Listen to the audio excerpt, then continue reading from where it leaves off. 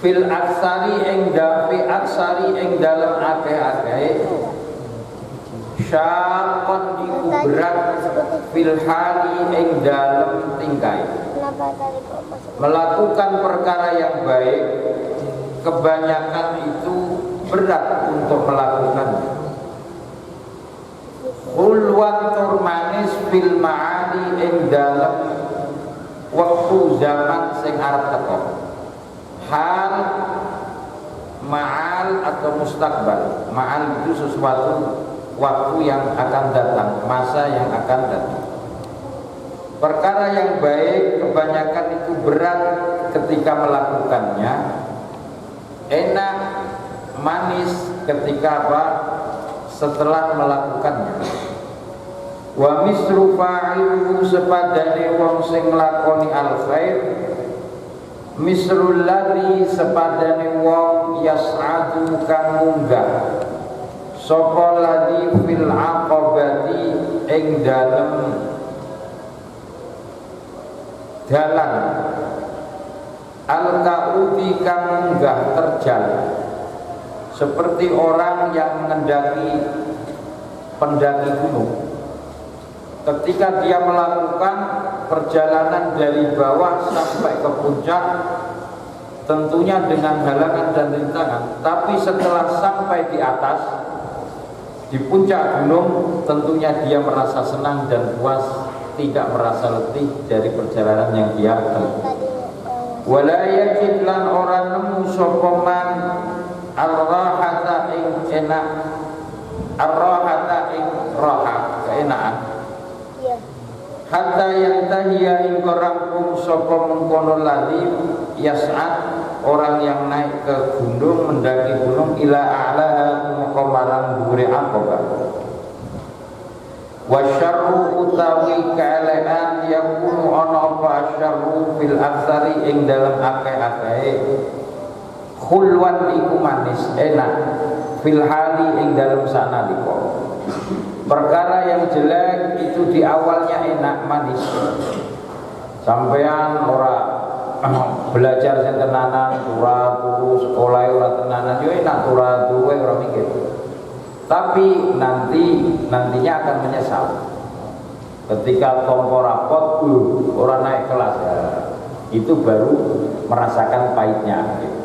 Makanya pepatah itu menangankan berakit-rakit dahulu, bersenang-senang kemudian, bersakit-sakit dahulu. Itu artinya kebaikan itu biasanya berat di pertama, tapi setelah itu menjadi ringan. Begitu juga kejelekan di pertamanya itu enak. Makanya hujibatil jannatu bil makarih wa hujibatin niran bil bisyahwat. Neraka itu diperlihatkan terhadap orang-orang yang melakukan kesenangan hawa nafsunya. Di dunia melampiaskan hawa nafsunya, di akhirat akhirnya masuk ke neraka. Begitu juga orang-orang ahli surga, di dunianya dia merasakan susah payah beribadah taat, mau ke sini larangan, ke sini dilarang. Jadi katanya penjara suci. Orang ngerti kata diibaratkan penjara barang modok penjara. Itu artinya dia merasa syakon berat.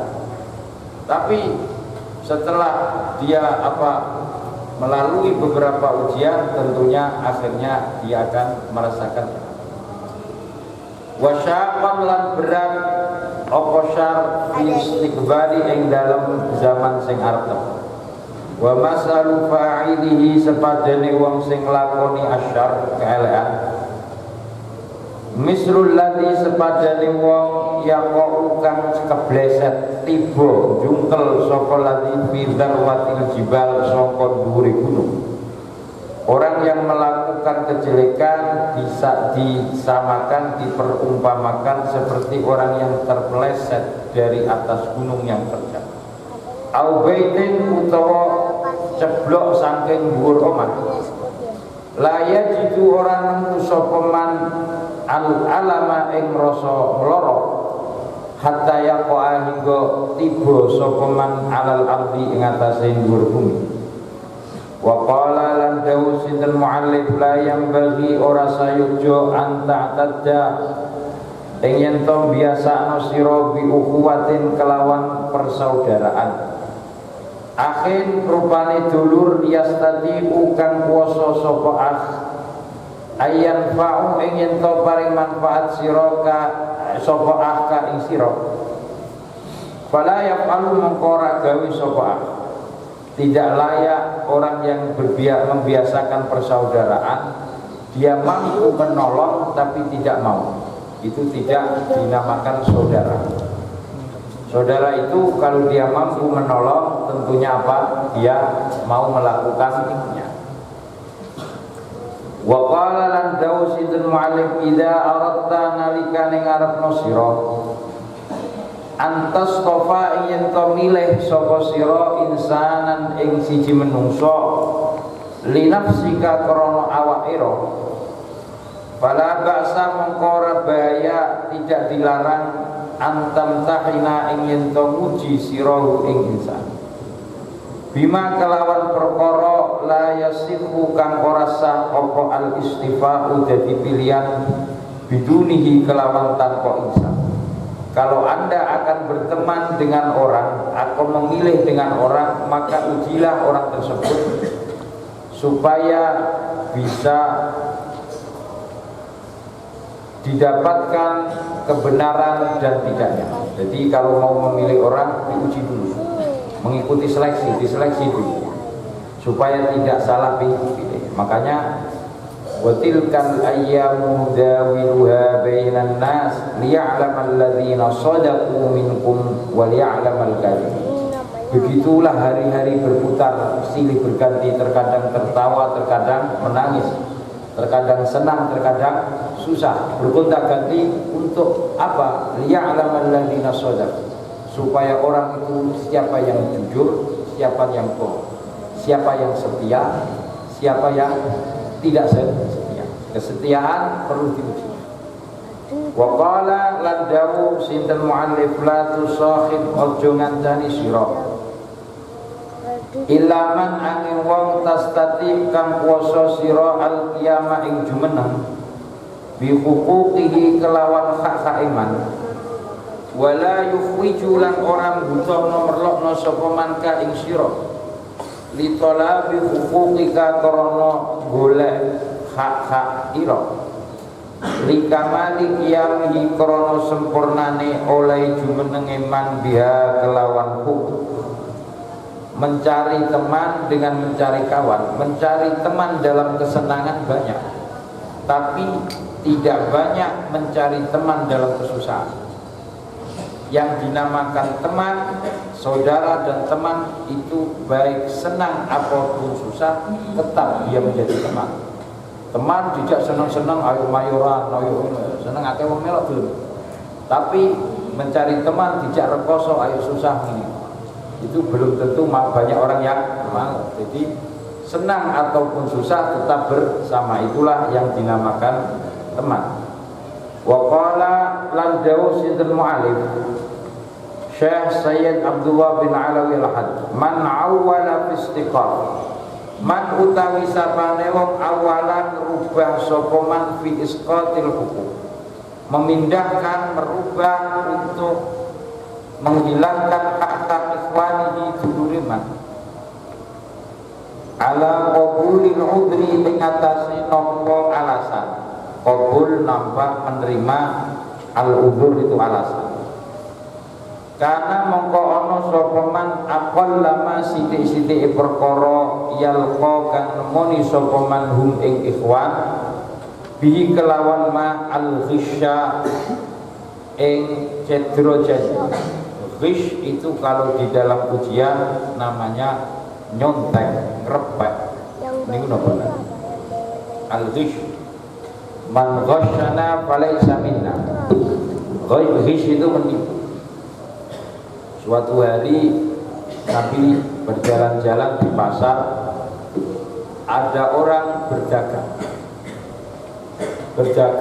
dan kemudian yang dibuat contoh itu yang baik-baik, buah-buahnya yang segar-segar dibuat contoh di atas, yang buah-buahan yang jelek ditaruh di bawah.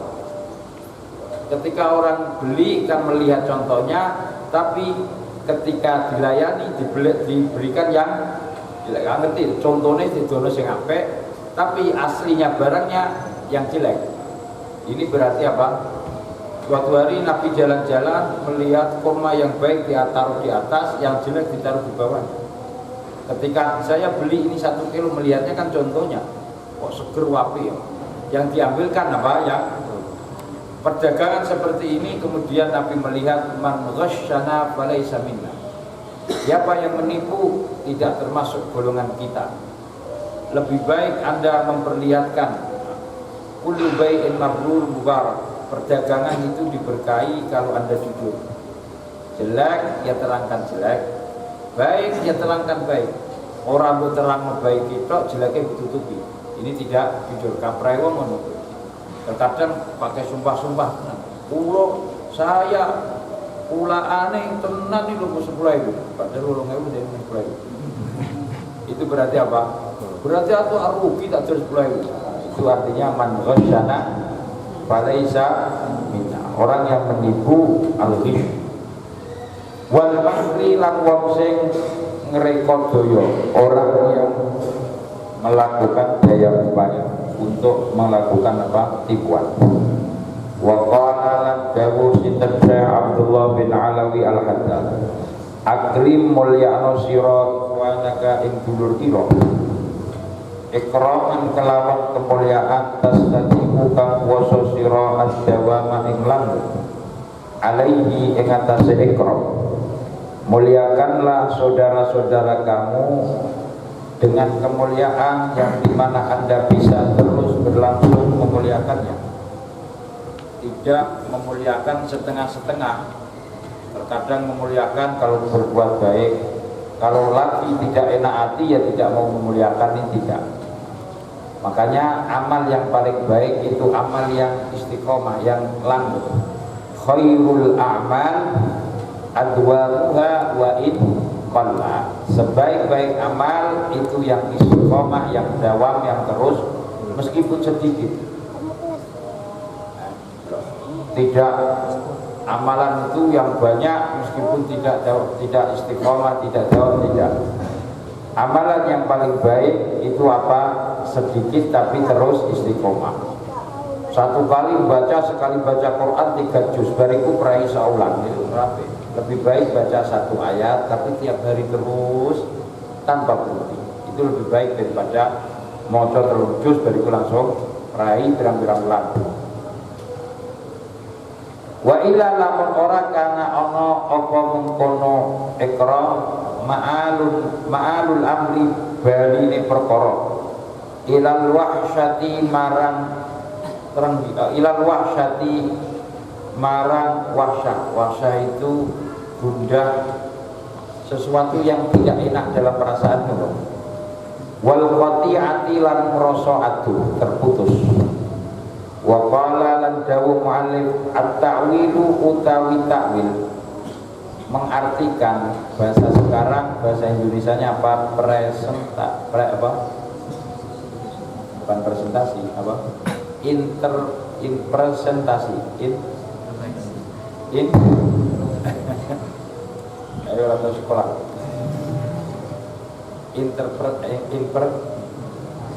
Ta'wil itu apa? Sama tafsir. Tafsir dengan takwil itu bedanya. Takwil itu mengartikan kalimat dengan arti yang kedua. Mengartikan kalimat dengan arti yang kedua itu takwil. Contohnya, tapi dengan alasan, dengan argumen, bukti yang tidak memungkinkan untuk memberikan makna yang asli. Contohnya, yadun itu asal maknanya tangan.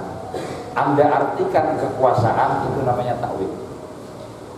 Asadun itu maknanya harimau, maknanya macan, harimau. Kok Anda artikan rojulun syuja, kok seorang yang pemberani, itu namanya takwil. Ja'a asadun fil ra'aitul asada fil ghurfah, saya melihat harimau di kamar. Kan tidak mungkin harimau asli kok di kamar, karena tidak mungkin berarti harimau tersebut rojulun ya, seperti tadi yadun mestinya artinya tangan, kok diartikan kekuasaan, itu namanya takwil. Mengartikan kalimat dengan arti yang kedua, bukan arti yang arti yang pertama. Yadun itu apa? Begitu juga ainun itu apa? Mata. Kalau air apa? Mata air itu al-ma'u sab'a. Air yang bisa dibuat sesuci kan 7. Di antaranya apa? Ma'ul ain ya. Air mata atau mata air? Bedanya apa?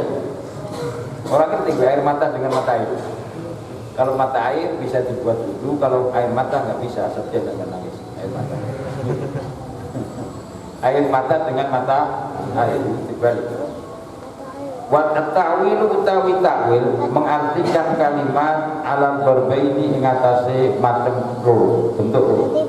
Ahaduma utawi salah suwijine darbaini yadullu butuhno apa ta'wil impersentasi alal kamali ing atase sempurna. Wa huwa utawi kamal ma perkara yu awalu kang nawilno kang ngartekno sapa wong liyasila tumeka yen to tumeka apa ma takwil ilal afhami marang kepaham. Takwilan arti sesuatu yang sempurna yang bisa memahamkan orang yang mendengarkan. Bahasa perasaan, bahasa ilusi itu terkadang takwilannya di dalam bentuk kalimat itu sulit. Takwilan bahasa, terkadang bahasa isyarat itu pentakwilannya beda-beda. Orang India dengan orang Indonesia beda. Orang India itu kalau menggelengkan kepala itu iya, tapi orang Indonesia menggelengkan kepala kan tidak. Orang India itu lihat film India kalau berbicara kan geleng-geleng. Berarti kalau geleng-geleng itu berarti apa? Orang Arab juga gitu. Kalau itu berarti tidak. Dia apa menganggukkan kepala itu artinya tidak setuju. Tapi kalau orang Indonesia setuju itu apa? Menganggukkan kepala. Itu berarti kan takwilannya beda. Artinya investasinya apa? Beda. Begitu juga melambaikan tangan. Melambaikan tangan dada, melambaikan tangan nyetop mobil atau melambaikan tangan apa perpisahan kepada seseorang.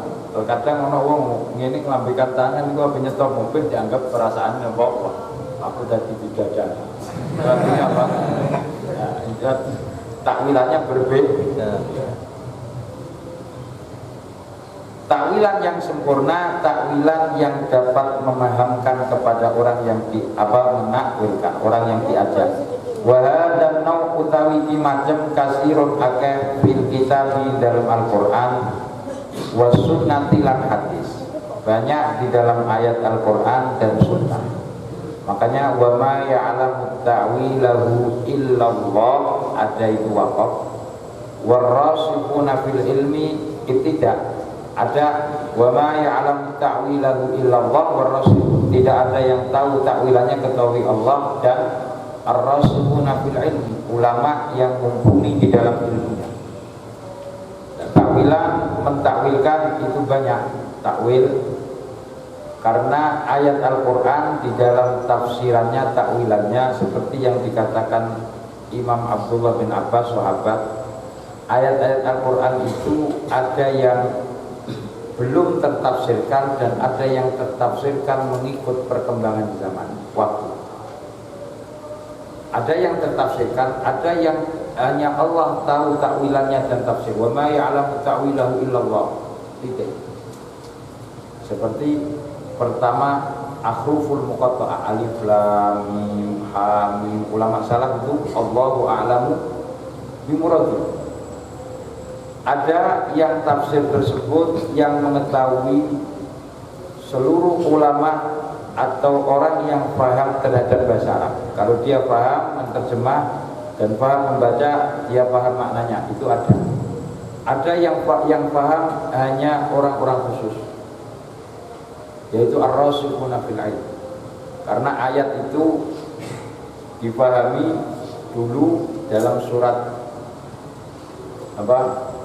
Al-Qiyamah. Surat Al-Qiyamah itu surat Al-Quran. Surat Al-Qiyamah itu apa awalnya? La uqsimu biyaumil qiyamah. Ora la uqsimu bihadzal balad. Apalah itu amal. Juz 29 itu tiga ayat sebelum amma yatasal. Tiga surat sebelum amma yatasal. Dalam surat tersebut dulu ayat tersebut dibaca biasa. Bala qadirina ala an nusawwiya banana. Bala betul qadirina mampu an nusawwiya banana. Allah mampu untuk menyamakan kulit sidik jari, kulit jari-jari manusia. Banan itu apa? Kulit jari. Kulit jari ini apa? Banan. Kalau sekarang namanya sidik jari. Abad ke-17 Masehi baru ditemukan ilmu sidik jari. Sampai sekarang berkembang ilmu kriminologi, itu diantara ilmu sidik jari. Nek ono kriminal, polisi sing golek kan sidik jari. Nggih. Karena dari ayat tersebut tafsirannya, takwilannya berkembang. Allah mampu menyamakan sidik jari manusia. Dulu ulama-ulama membaca ya Allah mampu. Setelah abad 17 ditemukan bahwa setiap bayi yang lahir, setiap manusia yang lahir, meskipun bayi kembar, sidik jarinya berbeda. Berarti seluruh manusia sedunia ini sidik jarinya berbeda, membawa identitas sendiri. Berarti itu kekuasaan Allah yang sangat hebat. Bala qadirina, Allah mampu menyamakan sidik jari. Berarti Allah tidak menyamakan, berarti kekuasaan yang sangat hebat. Itu baru dipahami di abad-abad ke-7. Begitu juga abad 20 sekarang. Tahun 2000 abad jadi ini milenium atau milenial? Sampai milenium atau milenial? Milenial benar. Di abad milenial ini ada beberapa ayat Al-Quran yang baru canggih digali, yang sering dikatakan. Padahal Anda setiap malam baca Yasin, setiap malam baca Yasin dalam surat Yasin. Yang mau baca Yasin terus mesti ini apa lagi? Minasyajaril akhdari nar, ayatnya apa? Oh, atau mau coba. Minasyajaril akhdari nar, apa awal ayatnya? Kita sengaja alladzi ja'ala lakum,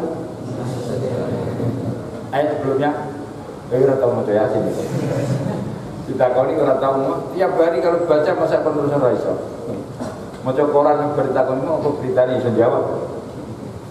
Alladzi ja'ala minasyajaril akhdari nar. Allah yang mampu menjadikan minasyajar. Syajar itu apa? Pohon akhdar, hijau, naro, api. Kalau dulu dimaknai api, sekarang dimaknai energi. Makanya di abad milenial dan milenium mulai ditemukan bioenergi, biotumbuh-tumbuhan. Itu dari mana? Inspirasi dari surat Yasin. Dalam surat Yasin apa? Alladzi, Allah ja'ala yang mampu menjadikan minasyajari dari pohon akhdar yang hijau, nar. Makanya sekarang ini yang punya ayatnya Al-Quran umat Islam, tapi yang mengkaji orang-orang barat. Di Al-Quran sudah diisyaratkan bahwa ketika energi gas tambang alam bumi ini akan habis, maka akan kembali menggunakan bioenergi tumbuh-tumbuhan, yaitu dalam alladzi, Allah yang mampu menjadikan dari pohon-pohon hijau naro, api. Api itu apa? Energi. Makanya dinamakan BBM, bahan bakar.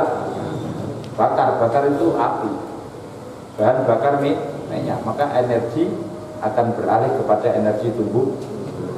Itu diisyaratkan. Dan banyak lagi. Itu sebagai takwilan, pemahaman takwilan. Ada lagi ayat-ayat dalam Al-Quran yang menceritakan teknologi modern yang belum tertandingi, yang biasa diremehkan oleh manusia, yaitu teknologi nyamuk. Nyamuk itu penciptaannya teknologi yang belum tertandingi oleh secanggih zaman modern sekarang. Makanya Allah berfirman dalam Al-Quran, yaitu apa?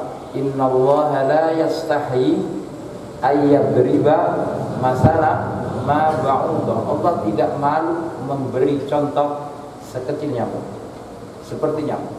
Nyamuk itu teknologi canggih, belum tertandingi. Andaikan nyamuk dibesarkan 1 juta atau 10 juta kali lipat sebesar helikopter, kecepatan nyamuk tidak tertandingi oleh pesawat yang paling jet tempur atau paling cepat sekarang. Kecepatan nyamuk itu 1 detik itu berapa ribu. Makanya kalau terbang di pinggir kuping sampean kamu ngomong sangat cepat. Itu andaikan nyamuk itu besarnya sehelikopter atau seperti pesawat, tidak ada yang menandingi kecepatannya. Padahal orang bensin ini orang listrik. Canggih enggak? Itu baru kecepatan sayapnya. Lagi nyamuk itu punya radar. Dia berjalan dengan radar. Radar yang bisa menemukan mana darah yang baik, mana darah yang tidak baik. Teknologi secanggih sekarang zaman modern belum ada radar sekecil nyamuk. Radar yang bisa menemukan, wah bukti ini sampai nganggo autan nyamuk orang merah. Kamu punya radar tuh. Sampai autanan nyamuk kan orang dunia apa? Karena dia punya radar. Nah itu radar sekecil nyamuk ada enggak?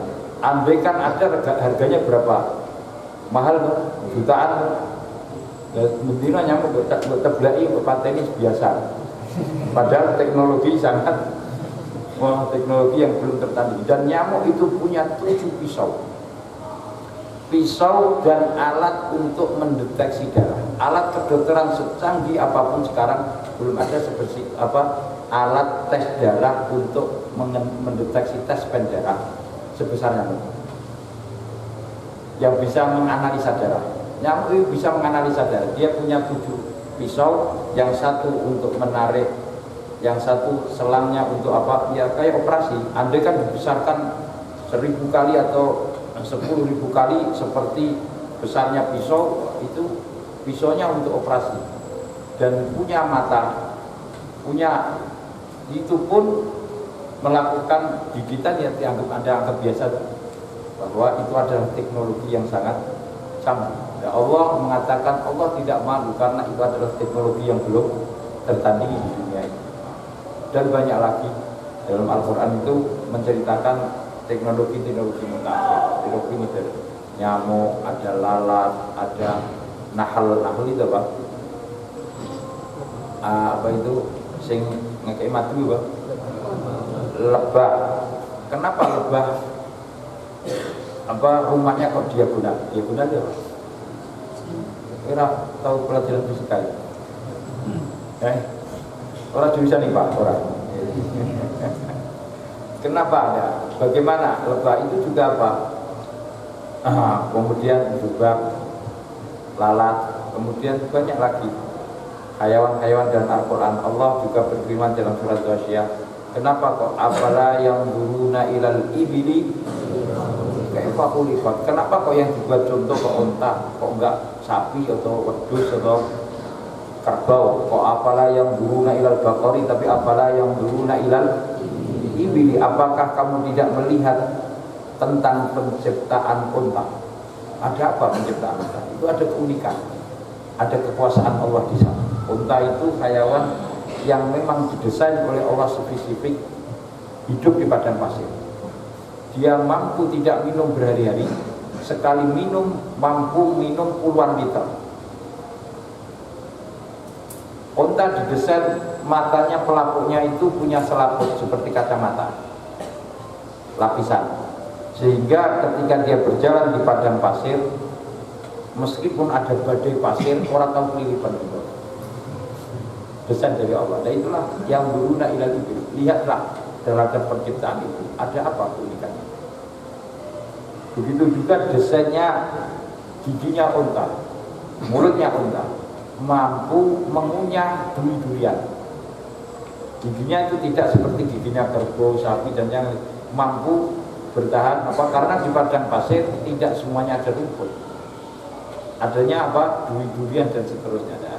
Itulah keistimewaan yang diberikan oleh Allah. Dan banyak lagi itu takwilan dalam ayat-ayat Al-Wasunnati lan hadis.